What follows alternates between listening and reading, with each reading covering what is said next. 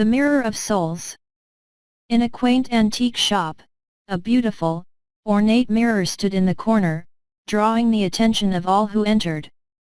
The mirror's owner, Mr. Hargrove, warned customers that it was cursed, but curiosity often got the better of them. One day, a young woman named Clara purchased the mirror, captivated by its beauty.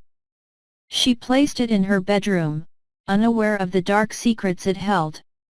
That night, as she gazed into the mirror, she saw not her reflection, but a shadowy figure standing behind her. Terrified, Clara turned to find nothing but empty air. But each night, the shadowy figure grew more distinct, its eyes filled with sorrow and despair. Clara learned that the mirror had once belonged to a sorcerer who used it to trap the souls of his victims. Desperate to free the trapped souls, Clara sought the help of a local medium. The medium revealed that the mirror could be destroyed by reciting an ancient incantation and shattering it with a blessed hammer. Clara and the medium performed the ritual, the shadowy figure growing more agitated with each word. As Clara struck the mirror with the blessed hammer, a deafening scream filled the room, and the mirror shattered into 1,000 pieces.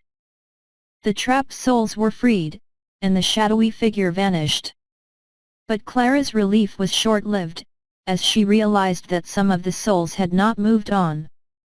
They now haunted her home, whispering their sorrowful tales, seeking her help to find peace. Clara dedicated her life to aiding the restless spirits, her home a sanctuary for those caught between worlds. Though the mirror was destroyed, its legacy of sorrow and despair continued, a reminder of the dark power that once trapped the souls within.